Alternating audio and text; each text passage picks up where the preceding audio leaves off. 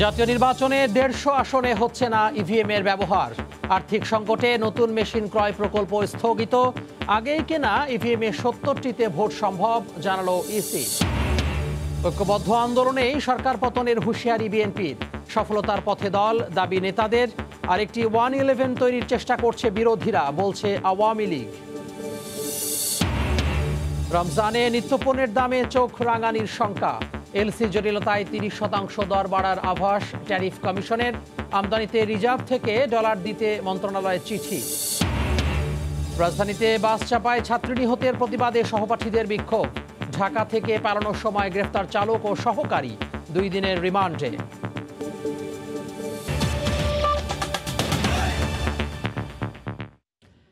সময় সংবাদের সঙ্গে আছি আমি তোহা খান তামিম।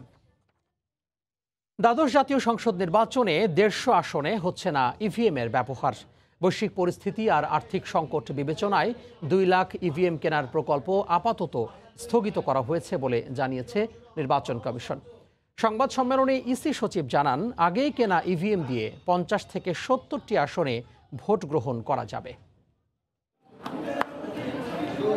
স্থানীয় সরকার নির্বাচনে ইলেকট্রনিক ভোটিং মেশিনে ভোট গ্রহণের সফলতার পরিপ্রেক্ষিতে গত 23শে আগস্ট দ্বাদশ জাতীয় সংসদ নির্বাচনে 150 আসনে ইভিএম ব্যবহারের সিদ্ধান্ত নেয় নির্বাচন কমিশন। এর পরপরই 20 অক্টোবর নতুন 2 লাখ ইভিএম কেনা ও ব্যবস্থাপনার জন্য 8,711 কোটি 44 লাখ টাকা ব্যয় ধরে পরিকল্পনা মন্ত্রণালয়ে প্রকল্প প্রস্তাব পাঠায় ইসি। প্রস্তাবে প্রতিটি ইভিএম এর দাম 3,05,000 টাকা ধরে মোট ক্রয় খরচ ধরা হয় 6,660 কোটি টাকা।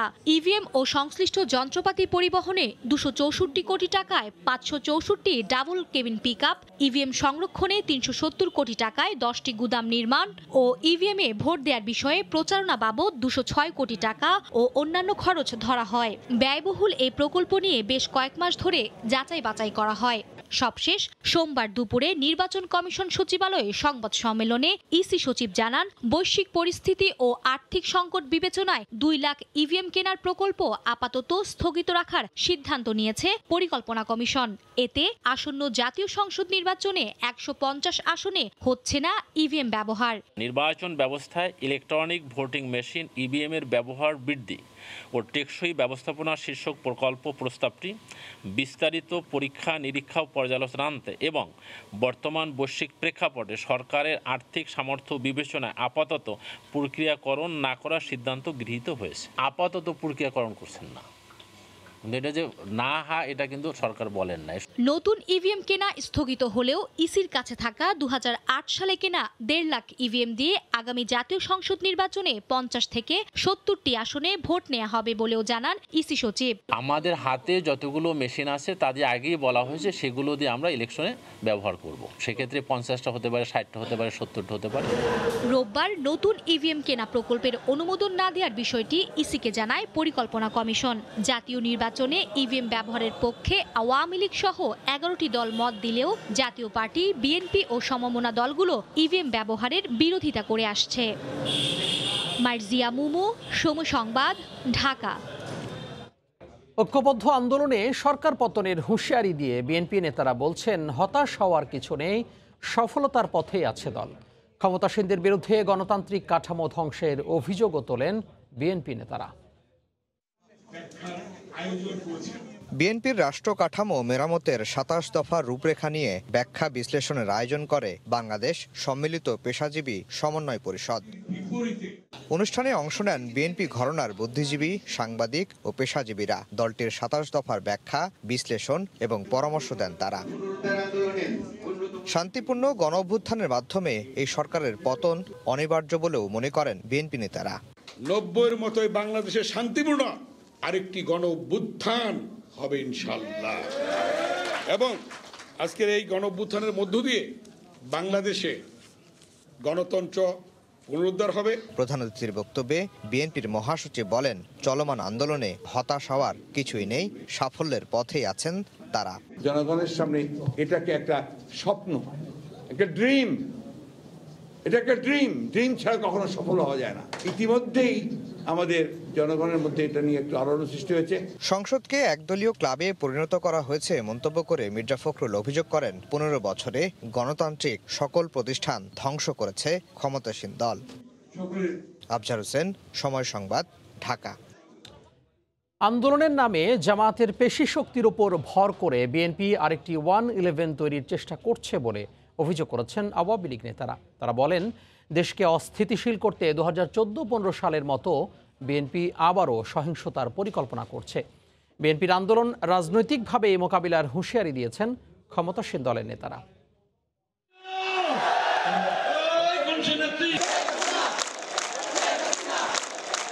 বিএনপির সরকার বিরোধী কর্মসূচির বিপরীতে আগামী জাতীয় সংসদ নির্বাচনকে ঘিরে নিজেদের দল গোছানো আর কর্মীদের সুসংগঠিত করার কাজে ব্যস্ত সময় পার করছে আওয়ামী লীগ। রাজধানী সহ দেশ জুড়ে আওয়ামী লীগ ও অঙ্গ সংগঠনগুলোর কাউন্সিল ও নতুন কমিটি গঠনের কাজ চলছে। এমন অবস্থায় বিএনপির সরকার পতনের হুঁশিয়ারিকে অন্তঃসার শূন্য বলছেন ক্ষমতাসীন দলের নীতি নির্ধারকরা। তাদের আন্দোলন হচ্ছে অদৃশ্য নির্দেশ, আর বিদেশে কে দিয়ে বাংলাদেশকে নিষিদ্ধ, বাংলাদেশকে নিষেধাজ্ঞা আরোপ করা যায় কিনা এর উপর আন্দোলন হয় না। অন্তঃসার শূন্য হাক ডাক কিন্তু বহুদিনের, এটি প্রায় 10-12 বছর আগেরকার পুরনো কথাই নতুন করে করে বলে। সুতরাং সেই জায়গাটায় আমি দেখি না যে তাদের আন্দোলন সফল হওয়ার কোনো কারণ আছে। আস্থা তৈরি হওয়ার মতো কোনো নেতৃত্ব না আসা পর্যন্ত মানুষ তাদেরকে সমর্থন করবে না। আওয়ামী লীগের সভাপতি মণ্ডলীর সদস্য অ্যাডভোকেট কামরুল ইসলাম বলেন, আন্দোলনের নামে বিএনপি বিদেশিদের সাহায্য ও জামাতের পেশি শক্তির ওপর ভর করে আরেকটি 1-11 তৈরি করতে চাইছে। খালি কলেজ বাসে বেশি এদের নেতা কর্মীদের উজ্জীবিত করার জন্য কথাবার্তা বলছে। এদের উদ্দেশ্য হচ্ছে জিয়া এরশাদের মতো একটা ক্ষমতার পরিবর্তন, কোনো তত্ত্বাবধায়ক সরকার না, শেখ হাসিনা নেতৃত্বাধীন সরকারি নির্বাচনকালীন সরকার হিসেবে দায়িত্ব পালন করবে। এর ব্যত্যয় ঘটার কোনো সুযোগ নাই। 14 সালেও নির্বাচন বন্ধ করতে পারে নাই, প্রতিহত করতে পারে নাই। 18 সালে বিভিন্ন কথাবার্তা নির্বাচনকে প্রস্তাবিত করার চেষ্টা করে আমরা 5 বছর ক্ষমতায় আছি, কিছুই করতে পারে নাই। 2008 থেকে আজকে 15 বছর তো তারা আন্দোলন করতেছে, মানুষের ভেঙছে তো 15 বছর ধরে দেখতেছি, এই সমস্ত লাভ নাই তো কোনো। সময় মতোই আগামী জাতীয় সংসদ নির্বাচন অনুষ্ঠিত হবে বলেও আশাবাদ জানান আওয়ামী লীগ নেতারা। আর বিদেশিদের সহযোগিতা নিয়ে, সাহায্য নিয়ে কোনো কিছু একটা করা যায় কিনা।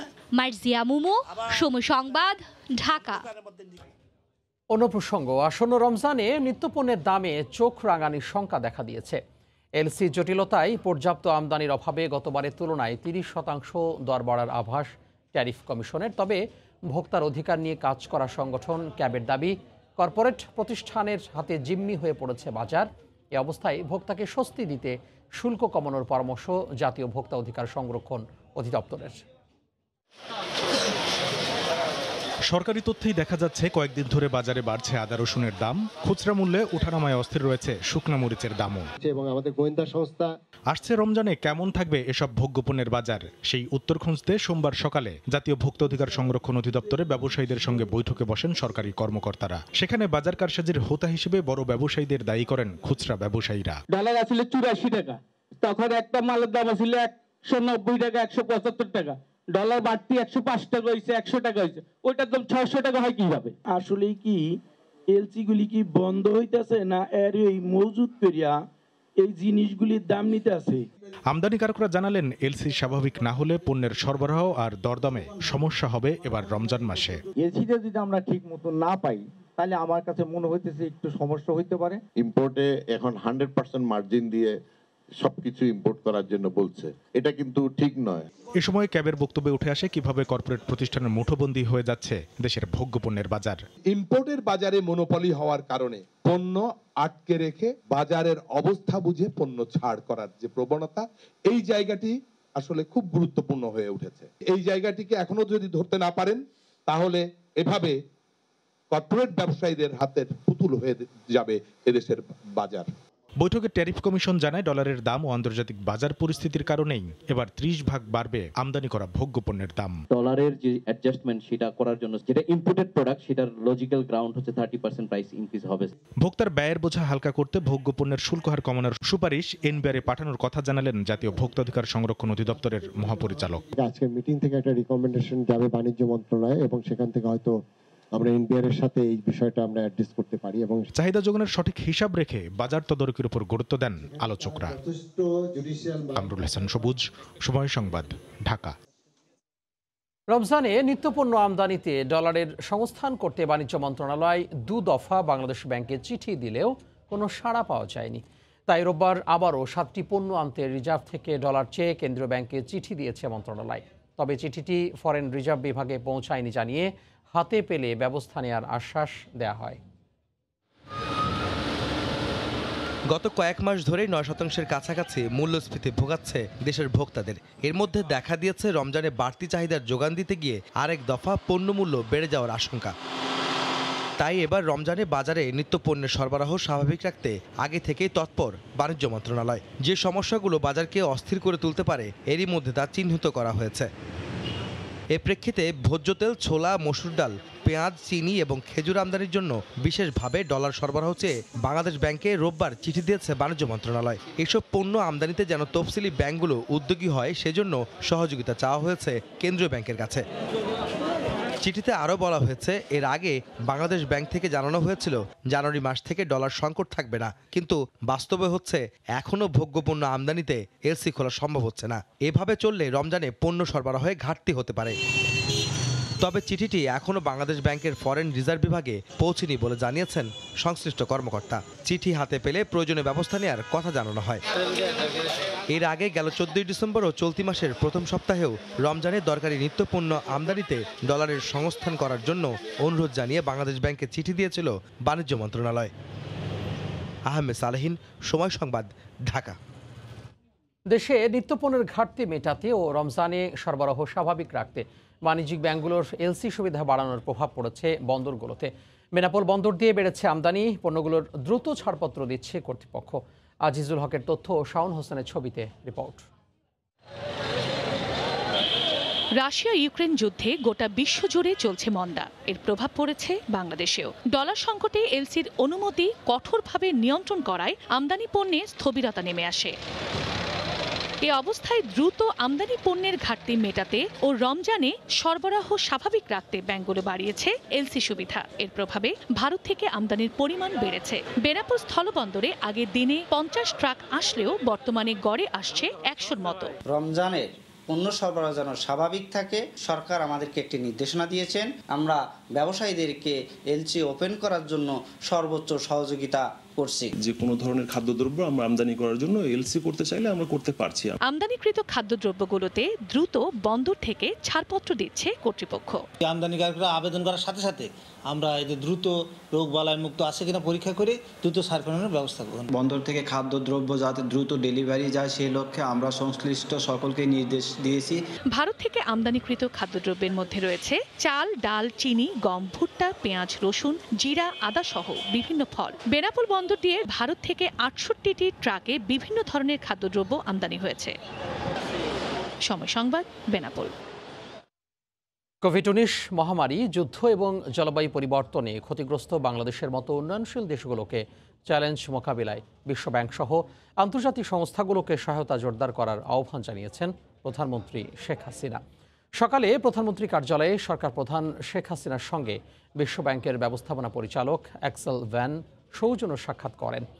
প্রধানমন্ত্রীর স্পিচ রাইটার সাংবাদিকদের বলেন, যুদ্ধের কারণে জ্বালানি ও খাদ্যের মূল্য বৃদ্ধিতে বাংলাদেশের মতো দেশগুলো বিপাকে পড়েছে।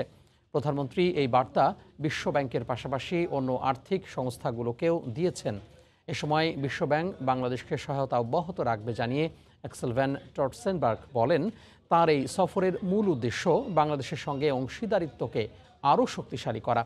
এছাড়া প্রধানমন্ত্রী শেখ হাসিনার নেতৃত্বে বিগত সময়ে বাংলাদেশের ব্যাপক উন্নয়ন অবিশ্বাস্য বলেও মন্তব্য করেন বিশ্বব্যাংকের এ কর্মকর্তা।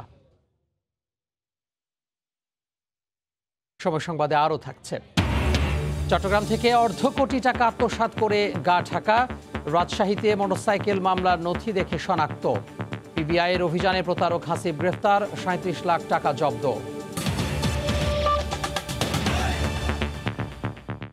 রাজধানীতে বাস চাপায় বেসরকারি বিশ্ববিদ্যালয়ের ছাত্রী নিহতের প্রতিবাদে বিক্ষোভ করেছেন সহপাঠীরা। এদিকে নাদিয়াকে চাপা দেওয়ায় বাসের চালক ও সহকারীকে গ্রেফতার করা হয়েছে। তাদেরকে 2 দিনের রিমান্ড দিয়েছেন আদালত। সড়কে নাদিয়ার অকাল মৃত্যুকে হত্যা দাবি করে এর প্রতিবাদে রাজপথে সহপাঠীরা স্লোগানে সুষ্ঠু বিচার দাবি তাদের। নাদিয়ার পরিবারকে ক্ষতিপূরণ দেওয়ার পাশাপাশি ভিক্টর পরিবহনের রুট পারমিট বাতিলের দাবিও জানান তারা।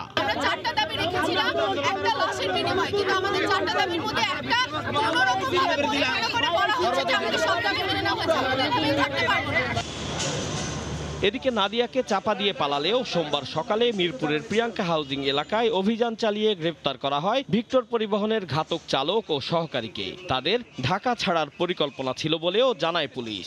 ঘাতক বাসের যে হেল্পার চালক লিটন এবং হেল্পার আবুল খায়েরকে মিরপুরস্থ শাহালি থানাধীন প্রিয়াঙ্কা হাউজিং হতে গ্রেফতার করা হয়। তারা পালানোর চেষ্টা করেছিল এবং তারা আত্মগোপনে।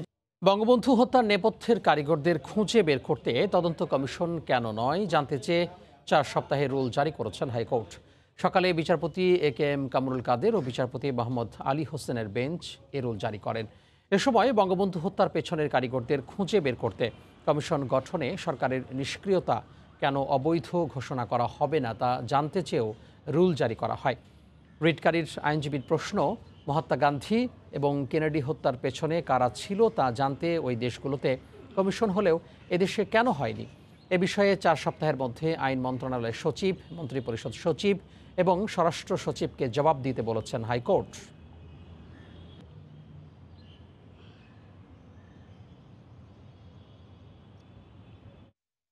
মানবতাবিরোধী অপরাধ মামলায় ময়মনসিংহের 30 সালের 6 জনের ফাঁসির আদেশ দিয়েছেন আন্তর্জাতিক অপরাধ ট্রাইব্যুনাল। সকালে ট্রাইব্যুনালের চেয়ারম্যান বিচারপতি শাহিনুর ইসলাম সহ 3 বিচারকের আদালত এ রায় দেন। তবে আসামিরা সবাই পলাতক।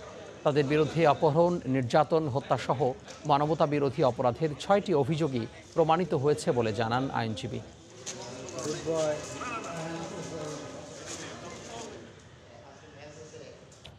ব্রাহ্মণবাড়িয়ার 21 আইনজীবীকে 19 ফেব্রুয়ারি আবারও হাজির হওয়ার নির্দেশ দিয়েছেন হাইকোর্ট। এজলাস চলাকালে ব্রাহ্মণবাড়িয়ার জেলা জজ শারমিন নিগারের নামে স্লোগান ও বিচার বিঘ্নিত করার অভিযোগের তলবে হাইকোর্টে হাজির হন জেলা আইনজীবী সমিতির সম্পাদক সহ 21 আইনজীবী। সকালে বিচারপতি JBM হাসান ও বিচারপতি রাজিক আল জলিলের হাইকোর্ট বেঞ্চ এ আদেশ দেন। উচ্চ আদালত বলেন, আইনজীবীরা যে ভাষায় কথা বলেছেন তা কমলাপুরের কুলিরাও ব্যবহার করে না। এর আগে গত 10 জানুয়ারি তাদেরকে তলব করে আদালত অবমাননার রুল জারি করা হয়। দুবাইয়ে 459 বাংলাদেশির প্রায় $100 কোটি সম্পদ অনুসন্ধানে বিশেষ টিম গঠন করেছে দুর্নীতি দমন কমিশন। চলতি মাসে আরব আমিরাত সরকারের কাছে চাওয়া হবে সম্পদের মালিকদের নামে তালিকা ও তথ্য। অর্থপাচার রোধে কার্যকর ব্যবস্থা না থাকা এবং কেন্দ্রীয় ব্যাংকের কিছু ঊর্ধ্বতন কর্মকর্তার দুর্নীতিকেও দোষলেন দুদক আইনজীবী। অর্থনীতিবিদরা বলছেন, লাগাম টেনে না ধরলে অর্থনীতির জন্য অশনি সংকেত। মার্জিয়া মোমুর রিপোর্ট। দেশ থেকে বিদেশে টাকা পাচারের মিছিল যেন দীর্ঘ থেকে দীর্ঘতর হচ্ছে। ইউরোপীয় ইউনিয়নের ট্যাক্স অবজারভেটরি ও দুবাই ভূমি বিভাগের তথ্য অনুযায়ী 2020 সালে 1 বছরেই সংযুক্ত আরব আমিরাতের দুবাইয়ে প্রায় 500 বাংলাদেশি তথ্য গোপন করে শত শত কোটি টাকা দিয়ে প্রায় 1000টি স্থায়ী সম্পদের মালিক বনেছেন। পরবর্তী 2 বছরে যার পরিমাণ আরও বেশি। তথ্য গোপন করে বাংলাদেশ থেকে টাকা নিয়ে 459 বাংলাদেশির প্রায় $1 বিলিয়ন সম্পদের অনুসন্ধানে মাঠে নেমেছে দুর্নীতি দমন কমিশন। দুবাইয়ের 7টি অভিজাত এলাকায় থাকা সম্পদ ও মালিকদের চিহ্নিত করতে চলতি মাসেই দুদকের বিশেষ টিম তথ্য চাইবে সংযুক্ত আরব আমিরাত সরকারের কাছে। আর এ কাজে সাহায্য নেওয়া হবে পররাষ্ট্র মন্ত্রণালয়ের। 459 যে বাংলাদেশির সংযুক্ত আরব আমিরাতে তাদের বাড়ি আছে, ব্যবসা প্রতিষ্ঠান আছে, সেই বিষয়গুলি দুদক তো অত্যন্ত গুরুত্ব সহকারে খতিয়ে দেখছে। তাদের ডাটা কালেকশন হচ্ছে। দুবাইয়ের কর্তৃপক্ষের কাছে আমরা তথ্যপত্র চাপ করে আমাদের অ্যাম্বাসেডার ফরেন অ্যাফেয়ার্সের মাধ্যমে যথাযথ আইনি ব্যবস্থা নিব। কাউকে ছাড় দেওয়া হবে না।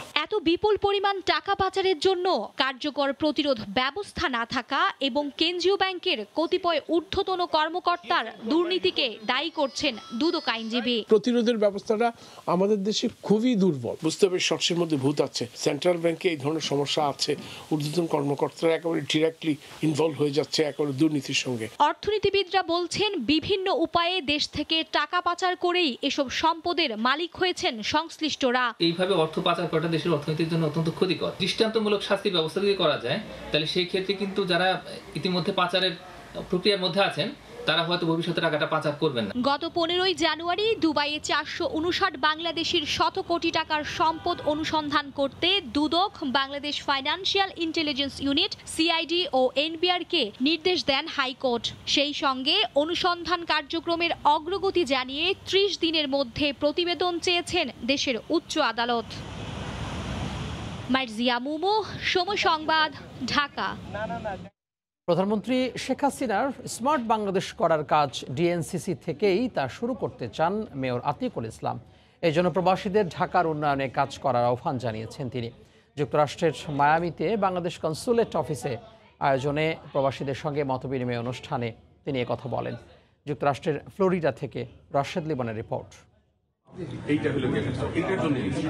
যুক্তরাষ্ট্রের স্টেট ডিপার্টমেন্টের অর্থায়নে আধুনিক নগরের প্রশিক্ষণ নিতে ডিএনসিসির একটি টিম এখন ফ্লোরিডার মায়ামিতে।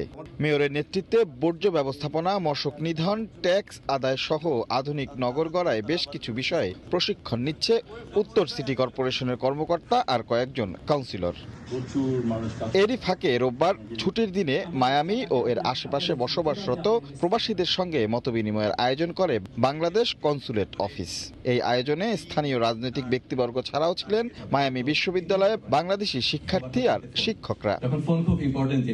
ট্রাফিক ব্যবস্থাপনা, বর্জ্য ব্যবস্থাপনা কিংবা পরিবেশ নিয়ে কাজ করা এসব মেধাবীরা জানালেন বাংলাদেশ নিয়ে তাদের আগ্রহের কথা। আমরা মূলত সরাসরি আমেরিকান ডেটা নিয়ে কাজ করি। এখানে কি পরিমাণ রোড অ্যাক্সিডেন্ট হচ্ছে এবং ট্রাফিক জ্যামে প্রতি মানুষ আসলে কত ঘন্টা টাইম রাস্তায় কাটাচ্ছে এবং কিভাবে সেখান থেকে আমরা উন্নতি করতে পারি। তো অবশ্যই আমরা সেই পদ্ধতিগুলো বাংলাদেশের জন্য করতে পারি। আমি কাজ করছি প্লাস্টিক পলিউশন এবং এগুলো কিভাবে আমাদের জীববৈচিত্র্যকে আমাদের প্রভাবিত করছে। সুযোগ পেলে নিজেদের মেধা আর অভিজ্ঞতা দেশের জন্য কাজে লাগাতে চান তারা। আমাদের যে রিসার্চটা এটা বাংলাদেশের যে মার্কারি, যে কন্টামিনেশন আর মার্কারি ইস্যু, ওটার জন্য বেনিফিশিয়াল হতে পারে। ওরা এই বিভিন্ন ধরনের রোগ প্রতিরোধে কিভাবে কাজ করছে এগুলো আমরা বাংলাদেশে আমরা চাইলে ইমপ্লাই করতে পারি। পরে উত্তরের মেয়র জানান যে কোনো পরামর্শ দিয়ে স্মার্ট সিটি করতে প্রবাসীদের পাশে চান তিনি। এক্সপার্টিসদের জন্য ঢাকা উত্তর সিটি কর্পোরেশনের দরজা সব সময় ওপেন থাকবে। আমরা ডিজিটাল যুগে আমরা এখান থেকেও কিন্তু কাজ করতে পারি। আপনি এখানেও যখন সার্ভ করতে পারবেন, ঠিক parallelly you can serve it to my city as well. অদূর ভবিষ্যতেই ডিএনসিসিকে স্মার্ট বাংলাদেশের স্মার্ট সিটি হিসেবে গড়ে তোলার কথাও জানান আতিকুল ইসলাম। রাশেদ লিমন, সময় সংবাদ, মায়ামি, যুক্তরাষ্ট্র। বিএনপি হোক আর আওয়ামী লীগ, সরকারি সম্পত্তি দখলকারী কাউকেই ছাড় দেওয়া হবে না বলে সতর্ক করলেন প্রধানমন্ত্রীর বেসরকারি শিল্প ও বিনিয়োগ উপদেষ্টা সালমান এফ রহমান। ঢাকার নবাবগঞ্জে বিএনপি নেতার দখলে থাকা শতবর্ষী জজ বাড়ি উদ্ধার করে তিনি বক্তব্য রাখেন। এর নাম দেওয়া হয়েছে ব্রজনিকেতন। বাড়িটি শিগগিরই বুঝিয়ে দেওয়া হবে প্রত্নতত্ত্ব অধিদপ্তরকে। জুবাইর ফয়সালের রিপোর্ট। আলিশান প্রাসাদ, শান বাঁধানো ঘাট, ফুলে ফুলে সাজানো উঠোন, দেয়ালে দেয়ালে পুরানো আমলের জমিদারদের আভিজাত্যের ছাপ। বাড়ির ভেতরে আবার রয়েছে ছোট্ট একটি কারাগারও, যা মনে করিয়ে দেয় খাজনা আদায়ে সেই আমলের জমিদারদের নির্যাতনের কথাও। বাড়ির ভেতরেই একটা শেডে গোটা 10 হরিণ। অনেক মানুষের আনাগোনা দেখেই কিনা একটু ভীত সন্ত্রস্ত হয়ে ছুটোছুটি করছে তারা। চোখ মেলতে শুরু করেছে সদ্য জন্ম নেয়া দুটি হরিণ শাবকও। অথচ এই বাড়িতে তাদের রাখার কোনো বৈধতাই ছিল না। বলছি জজ বাড়ির কথা, এখন থেকে যার নাম ব্রজনিকেতন। পূর্বে যে একটা আমল ছিল, হিন্দু সম্প্রদায় খুব সম্ভবত ওইখান থেকেই তারা দখলে এটা। আর এখন বর্তমানে আমাদের এমপি মহোদয় এটার উদ্ধার করে সরকার একটা আওতাধীনে নিয়ে আসছে এখানে। বিএনপি নেতা সাবেক উপজেলা চেয়ারম্যান আশফাক এবং তার বিচারক ভাইয়ের দখলে থাকা এই বাড়িটি উদ্ধার করেছে সরকার। জানা গেল বৈধ কাগজপত্র ছাড়াই কিভাবে মামলার জালে বন্দি করে এই বাড়িটিকে বানানো হয়েছিল পর্যটন কেন্দ্র। প্রত্যেকটার মামলার কি অবস্থায় আছে আমরা দেখে এগুলি সবগুলি প্রত্যেকটা বাড়ি যেটা আছে আমি প্রত্যেকটাকে কিন্তু আবার সরকারের হাতে আমরা নিয়ে নিব। এ সময় সরকারি সম্পত্তি দখলে শুধু বিএনপি নয়, কোনো আওয়ামী লীগ নেতার নাম আসলেও তাকেও ছাড় দেয়া হবে না বলে হুঁশিয়ারি দেন তিনি। আমি কিন্তু জমিনের ব্যাপারে সরকারি জমিনটা কিন্তু আমাদের উদ্ধার করতে হবে, এটা সরকারের সিদ্ধান্ত। এখানে কিন্তু কাউকে কিন্তু ছাড় আমি দিব না। ঢাকার দোহার ও নবাবগঞ্জে বেশ কিছু উন্নয়ন প্রকল্পের উদ্বোধন করে প্রধানমন্ত্রীর শিল্প ও বিনিয়োগ উপদেষ্টা জানান, 2 উপজেলায় এমন আরও 6 থেকে 7টি বাড়ির খোঁজ পেয়েছে সরকার। পর্যায়ক্রমে উদ্ধারেও নেওয়া হবে উদ্যোগ। জুবায়ের ফয়সাল, সময় সংবাদ, ঢাকা। চট্টগ্রামে একটি প্রতিষ্ঠানের $1.5 কোটি টাকা আত্মসাৎ করে গা ঢাকা দেয় প্রতারক হাসিব। রাজশাহীতে মোটরসাইকেল মামলার নথি দেখে হয় শনাক্ত, পরে অভিযান চালিয়ে অভিযুক্তকে গ্রেফতার করেছে পিবিআই। তার বাসা থেকে উদ্ধার করা হয়েছে 37 লাখ টাকা। অনেক বিশ্বাসের ক্যামেরায় বিস্তারিত ফেরদৌস লিপির রিপোর্টে। সিগারেট বিক্রির কথা বলে প্রায় 54 লাখ টাকা হাতিয়ে গত বছরের অক্টোবরে চট্টগ্রাম ছেড়ে রাজশাহী চলে যায় পরিবেশক প্রতিষ্ঠানের কর্মকর্তা হাসিব শেখ। ড্রাইভিং লাইসেন্স না থাকলেও কেনেন মোটরসাইকেল। রাজশাহী শহরে ধরা পড়লে বাইক জব্দের পাশাপাশি যানবাহন আইনে মামলা হয়। সে মামলায় নথিতে দেয়া নাম ও মোবাইল নাম্বার নজরে আসে চট্টগ্রামের পিবিআই টিমের সদস্যদের। পরে তার অবস্থান শনাক্ত করে রোববার বিকেলে রাজশাহী থেকে হাসিবকে গ্রেফতার করে পিবিআই। কত টাকা আসবে বলতেছে, আমি 53,88,000 টাকা আসবে। তখন আমি তাকে দোকান থেকে 20 লাখ টাকা দিই, 23,80,000 টাকা আমার অ্যাকাউন্ট থেকে দিই, আর আমার এক ফ্রেন্ডের গেট থেকে 10 লাখ টাকার একটা চেক দিই। প্রায় সব টাকা তোলার পরে দিনের 1-2টার দিকে সেই মোবাইল বন্ধ করে দেয়। মোবাইল বন্ধ করে দিয়ে আমার দোকানের লোক আমার ফোন করছে, ভাই এর মোবাইল তো বন্ধ। তখন আমি তারও মোবাইল ফোন করে দেখি মোবাইল ঢুকে না। তখন আমি সাথে সাথে থানায় যাই। RMP-তে একটা কেস স্লিপ করেছে হাসিম নামে। তখন আমরা যাই একটু লেট হওয়াতে সে কিন্তু ওই এনআইডি কার্ডের আর একটা মোবাইল নাম্বার দিয়ে কিন্তু ওখান থেকে ব্যাক ওই কাগজপত্র ছাড়াই চলে গেছে। তখন ওইটার সূত্র ধরে আমরা তাকে পাইলাম, তাকে পাওয়ার পরে তাকে নিয়ে আবার পরে অভিযান করলাম। এক সময় বেসরকারি মোবাইল অপারেটর প্রতিষ্ঠানের কর্মকর্তা ছিল হাসিব। সে কারণে জানতো নিজেকে আড়ালে রাখার সব কায়দা কানুন। ফলে প্রতারণা করেও নিজেকে এতদিন লুকিয়ে রাখতে সক্ষম হয় সে। ক্রাইম পেট্রোল দেখেও সে কিছুটা আপনার প্রযুক্তিতে একজনকে ট্রেস করার যে প্রযুক্তিটা থাকে এটা সম্পর্কে সে ভালোভাবে আপনার ওয়াকিবহাল ছিল, যার জন্য সে টাকাটা নেওয়ার সাথে সাথেই সে তার বাবা মাকে এক কাপড়েই ওখান থেকে নিয়ে আপনার এক টানে চলে গেছে হচ্ছে রাজশাহীতে। একই মামলায় আরো 2 আসামি এখনো পলাতক, যারা একই সিগারেট পরিবেশক প্রতিষ্ঠানের কর্মচারী। তাদের গ্রেফতারের চেষ্টা চলছে বলেও জানায় পিবিআই। ফেরদৌস লিপি, সময় সংবাদ, চট্টগ্রাম। শৌচাগারের পাশে বানানো হচ্ছে মিষ্টি, হাঁড়ির উপর ঝুলছে কারিগরদের জামা কাপড়। চারদিকে মাছি, তেলাপোকা সহ স্যাঁতস্যাঁতে একটা পরিবেশ। এমন ভয়াবহ অস্বাস্থ্যকর পরিবেশেই চট্টগ্রামের রিয়াজউদ্দিন বাজারে প্যারাডাইসের কারখানায় তৈরি হচ্ছে মিষ্টি। দুপুরে ভোক্তা অধিকার সংরক্ষণ অধিদপ্তরে চালানো অভিযানে এই দোকানকে 1.5 লাখ টাকার জরিমানা সহ পরিবেশ উন্নতি না করলে ব্যবসা বন্ধের নির্দেশনা দেওয়া হয়। অনেক বিশ্বাসের ক্যামেরায় ফেরদৌস লিপির আরও একটি রিপোর্ট। কারখানায় ঢুকতে নোংরা ও অস্বাস্থ্যকর পরিবেশ। এখানে বসে কর্মচারী ও কারিগররা বানাচ্ছেন মিষ্টি। এছাড়া যে শুধু ভেজাল ও নকল পণ্য দিয়ে মিষ্টি তৈরি হচ্ছে সেটি নয়, খোলা শৌচাগারের পাশে জিলাপি, নিমকি সহ নানা পদের মিষ্টি তৈরি করছেন তারা। আবার বানানো মিষ্টির উপর ঝুলছে কারিগরদের জামা কাপড়ও। যথেষ্ট নোংরা আবার রেখে দিয়েছে। তারা যদি আইনানুগ ব্যবসা করবে এরকমটা আমাদেরকে আশ্বস্ত করতে না পারে, প্রয়োজনে আমরা প্রতিষ্ঠান সাময়িকভাবে বন্ধ করে দেব। এমন ভয়ঙ্কর নোংরা পরিবেশের দায় এড়িয়ে সাফাই দেওয়ার চেষ্টা করেন মালিক। খাওয়ার দোকান এরকম থাকে, কিন্তু আমাদেরটা একটু বেশি, একটু বেশি হয়তো বা এটা আমরা করতে দিচ্ছে না, মালিক পক্ষ করতে দিচ্ছে না বলতে এরা এগুলো দোকানটা ঢাবলা মাঠের কাছে চলে গেছে। একই অভিযানে নকল ও অনুমোদনহীন ইলেকট্রনিক পণ্য বিক্রির অভিযোগে কলি ইলেকট্রনিক নামে এক দোকানকে 40,000 টাকা জরিমানা করা হয়। একজন সাধারণ কাস্টমারের এটা বোঝার কোনো উপায় নেই। আর সমিতির এখানে লোকজন আছেন, নেতৃস্থানীয় ব্যক্তিবর্গ আছেন, তারা বলেছেন যে পরবর্তীতে নোটিশ করবেন। আমরা তাদেরকে 40,000 টাকা অর্থদণ্ড করেছি এবং ভবিষ্যতের জন্য সতর্ক করেছি। এই ধরনের নকল ইলেকট্রনিক পণ্যের ব্যবহার বড় ধরনের অগ্নি দুর্ঘটনার জন্য দায়ী বলে জানান ভোক্তা অধিকার সংরক্ষণ অধিদপ্তর। ফেরদৌস লিপি, সময় সংবাদ, চট্টগ্রাম।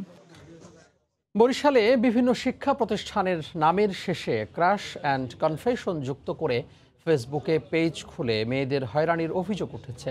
ভুক্তভোগীরা জানান, পোস্টদাতা নিজের পরিচয় গোপন রেখে শিক্ষার্থীদের নাম ঠিকানা উন্মুক্ত করে তাদের সামাজিকভাবে হেয় করছেন। এসব কর্মকাণ্ডকে সাইবার অপরাধ উল্লেখ করে ব্যবস্থা নেওয়ার আশ্বাস পুলিশের। সুমন হাসানের তোলা ছবিতে অপূর্ব রিপোর্ট। বরিশালের শিক্ষার্থীদের এখন আতঙ্কের নাম হয়ে উঠেছে ক্রাশ অ্যান্ড কনফেকশন নামের বিভিন্ন ফেসবুক পেজ। এসব পেজে শিক্ষার্থীদের ছবি সহ নাম পরিচয় দিয়ে প্রেম নিবেদনের পোস্ট করা হচ্ছে। বিশেষ করে মেয়েদের ছবি দিয়ে পরিচয় উন্মুক্ত করে পোস্ট করা হয় বিয়ে কিংবা প্রেমের প্রস্তাব দিয়ে, অথচ যার ছবি সহ পোস্ট দেয়া হচ্ছে তিনি কিছুই জানেন না। শিক্ষার্থীরা জানান, ফেসবুকের যোগাযোগ মাধ্যমে প্রেম নিবেদনের এসব পোস্টের কারণে পারিবারিক ও সামাজিকভাবে হেনস্থার শিকার হতে হচ্ছে তাদের। একটা গ্রুপে ছাড়া হলে সেখান থেকে অনেকেই সেটা দেখে। হ্যাঁ, পরবর্তী যখন আমরা কলেজ কিংবা এখানে আসি তখন মানে হ্যারাসমেন্টের শিকার হতে হয়। ক্রাশ অ্যান্ড কনফেশনে এইভাবে লুকায়ে ছবি তুলে দেওয়াটা পরিবারে অনেক সমস্যা হয়। ব্যক্তিগত যে বিষয়গুলো যখন সামাজিক মাধ্যমে চলে আসে, সে মানুষগুলো বন্ধু বান্ধব, ক্লাসমেট এবং কলেজের সবার সামনে তার ভাবমূর্তি ক্ষুণ্ণ হয়। যারা এইসব পেজগুলো চালায় তাদের আসলে দৃষ্টান্তমূলক শাস্তি দেওয়া উচিত। শিক্ষা প্রতিষ্ঠানের নামে সামাজিক যোগাযোগ মাধ্যমে পেজ অথবা গ্রুপ খোলা আইনত অপরাধ বলছেন শিক্ষকরা। আমরা তাদেরকে অনুরোধ করছি যে এগুলি থেকে তোমরা বেরিয়ে আসো, কিন্তু তারা এখনো সেটা আমাদের নেয় নাই। বিভিন্ন নামে কলেজ ব্যবহার করা এটা কোনো ক্রমে আইনসম্মত নয়। আমরা এরকম যদি কোনো অভিযোগ পাই তাহলে আমরা আইনি ব্যবস্থা নেব। এসব কর্মকাণ্ড সাইবার অপরাধ জানিয়ে মেট্রোপলিটন পুলিশ বলছে, নির্দিষ্ট অভিযোগ পেলে ব্যবস্থা নেওয়া হবে। সাইবার অপরাধ বিষয়ে আমরা খুবই সতর্ক রয়েছে এবং আমরা যে কোনো অপরাধ তথ্য জানার সাথে সাথে আমরা ব্যবস্থা নিই। বরিশাল নগরীতে সরকারি বেসরকারি মিলিয়ে 10টি কলেজ ও 3টি বিশ্ববিদ্যালয় রয়েছে। প্রায় সবগুলো প্রতিষ্ঠানের নামের শেষেই ক্র্যাশ অ্যান্ড কনফেকশন যুক্ত করে ফেসবুক পেজ খুলে হয়রানির অভিযোগ উঠেছে। অপূর্ব অপু, সময় সংবাদ, বরিশাল। আয়কর কর্মকর্তাদের কর ধার্য করার ক্ষমতা শিথিল করে আয়কর আইন 2023-এর খসড়ায় নীতিগত অনুমোদন দিয়েছে মন্ত্রিসভা। সকালে প্রধানমন্ত্রী কার্যালয়ে শেখ হাসিনার সভাপতিত্বে মন্ত্রিসভার বৈঠকে এই আইনের অনুমোদন দেওয়া হয়। খসড়া আইনে অনলাইনে আয়কর পরিশোধ পদ্ধতি আরও সহজ করার বিধানও রাখা হয়। এছাড়া এজেন্সি টু ইনোভেট A2I আইন 2022-এর চূড়ান্ত অনুমোদন দেওয়া হয় মন্ত্রিসভার বৈঠকে। সচিবালয়ে ব্রিফিংয়ে মন্ত্রিপরিষদ সচিব মাহবুব হোসেন জানান, নতুন আইনের ফলে আগের A2I প্রকল্প একটি স্বায়ত্তশাসিত এজেন্সি হিসেবে কাজ করবে।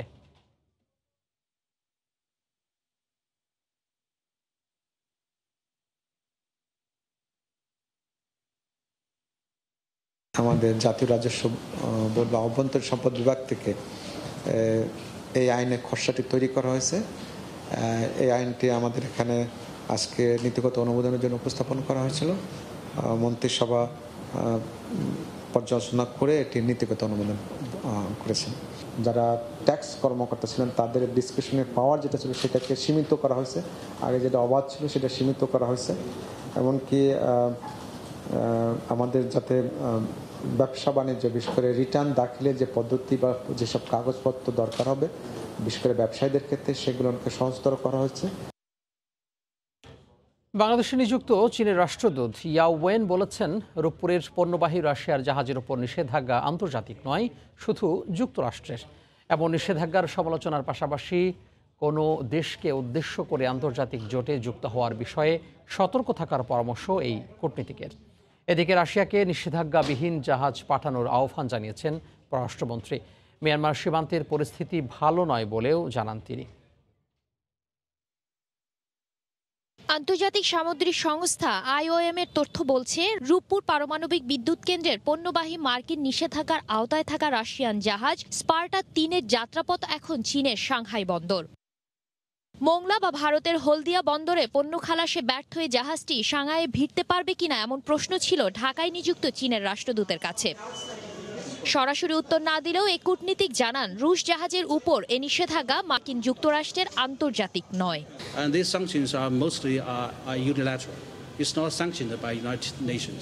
মার্কিন যুক্তরাষ্ট্রের ইন্দো প্যাসিফিক স্ট্র্যাটেজি নিয়ে চীনা রাষ্ট্রদূতের পরামর্শ, কোনো দেশকে বাদ দিয়ে বা কারো বিরুদ্ধে জোট হলে তাতে যোগদানের ব্যাপারে সতর্ক থাকার।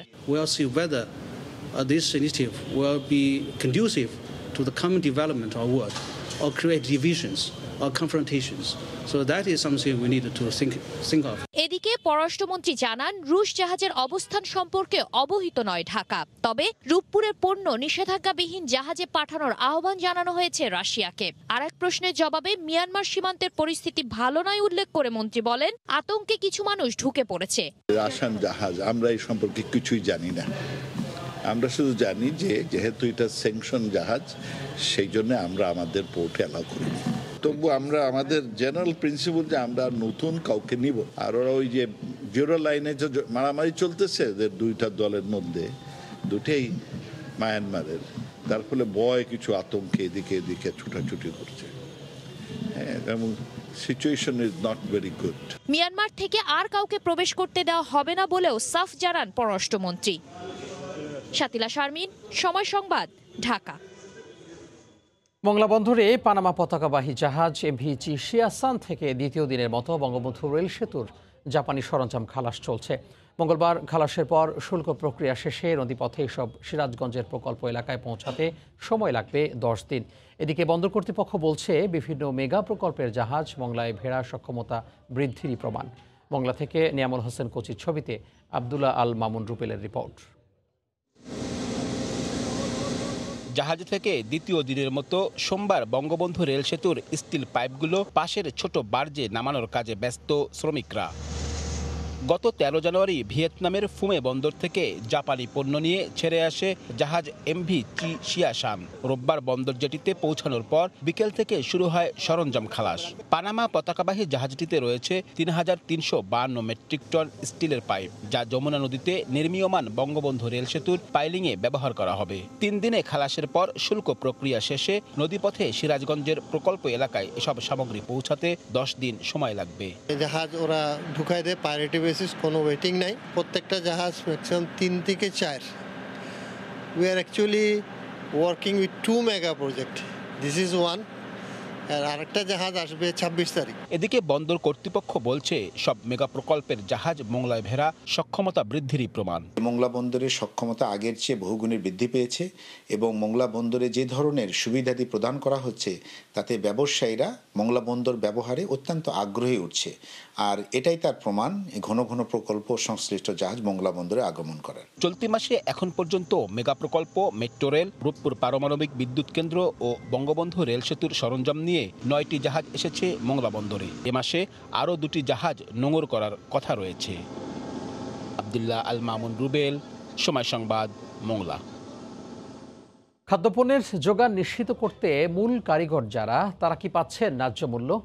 পেলেও তা কতটুকু? হিসাব বলছে 4 মাসের পরিশ্রম শেষে প্রতি কেজি ধান বেচে একজন চাষির লাভ হয় মাত্র 1.25 টাকা। যদিও খাদ্য মন্ত্রণালয়ের দাবি, ধান উৎপাদনে আয় ব্যয় হিসাব কষেই দাম নির্ধারণ করছে সরকার। তবে অর্থনীতিবিদরা বলছেন, প্রভাবশালী ব্যবসায়ীদের বিশেষ সুবিধা দিতে ন্যায্য মূল্য থেকে বঞ্চিত করা হচ্ছে কৃষকদের। কাজল আব্দুল্লাহ রিপোর্ট। গত বছর আমাদের আমন ধানের উৎপাদন ব্যয় ছিল কেজি প্রতি 25 টাকা 78 পয়সা। এই বছর এটা বৃদ্ধি পেয়েছে 26 টাকা 76 পয়সা। চলতি আমন মৌসুমে 1 কেজি ধানের দাম 28 টাকা নির্ধারণ করে সরকার। অথচ কৃষি মন্ত্রণালয়ের জরিপে উঠে এসেছে, প্রতি কেজি এই ধান উৎপাদনে কৃষকের খরচ হয়েছে 26 টাকা 76 পয়সা। অর্থাৎ লাভ মিলছে কেজিতে 101 টাকা। সব জিনিসের দাম বাড়তি, শুধু ধানের দামই কম। আগে হাল পাওয়া যায় 300 টাকা, সেই হাল এখন 600 টাকা 500 টাকা। 40 টাকা কেজি যদি ধান করে তাহলে আমাকে লাভ হবে। সামগ্রিকভাবে সরকারি বেসরকারি পর্যায়ে তথ্যের ভিন্নতা থাকলেও সঠিক হিসাব কষেই ধানের দাম নির্ধারণ করা হয় বলে জানান খাদ্য সচিব। কম হয়েছে এটা কেন আমি স্বীকার করছি না। ধানটা শুধু তার একমাত্র প্রোডাক্ট না, এখানে তার কিছু এক্সট্রা আরও কিছু সাবসিডিয়ারি আয় আছে।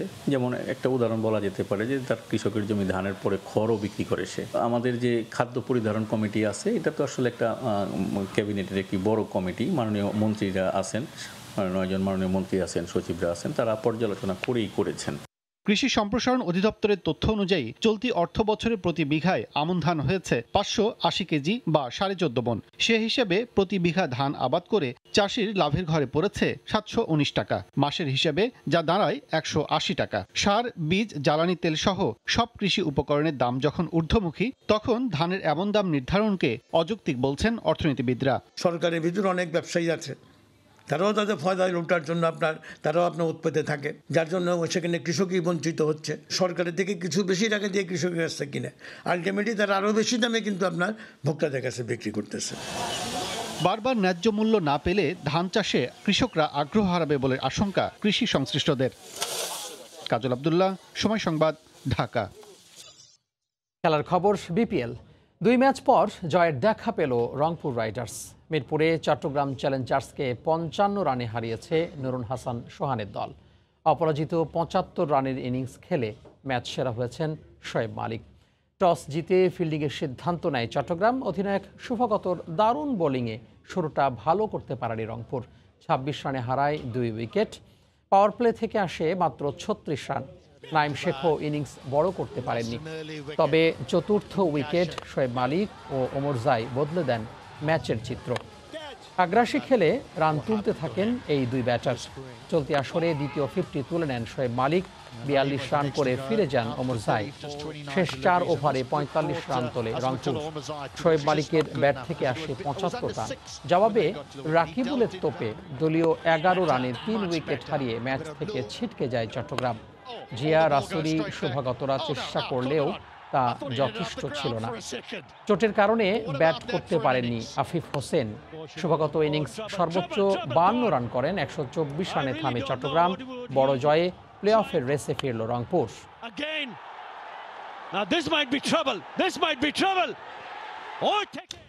বিপিএলে মাশরাফির পারফরমেন্স নজর কাড়া। এই বয়সেও সে যেভাবে খেলে যাচ্ছে তা তরুণদের জন্য অনুসরণীয় বলে মনে করেন বিসিবির প্রধান নির্বাচক মিনহাজুল আবেদিন নান্নু। আর বন্ধু আব্দুর রাজ্জাকের কাছে মাশরাফি মানেই বিশেষ কিছু। তাই তো এই কিংবদন্তিকে একটা সুন্দর বিদায়ী ম্যাচ উপহার দিতে চান তিনি। রাজ্যের মতে এটা শুধু মাশরাফির বিষয় নয়, দেশের ক্রিকেটের স্বার্থেই তার মতো ক্রিকেটারকে সম্মান জানানো উচিত।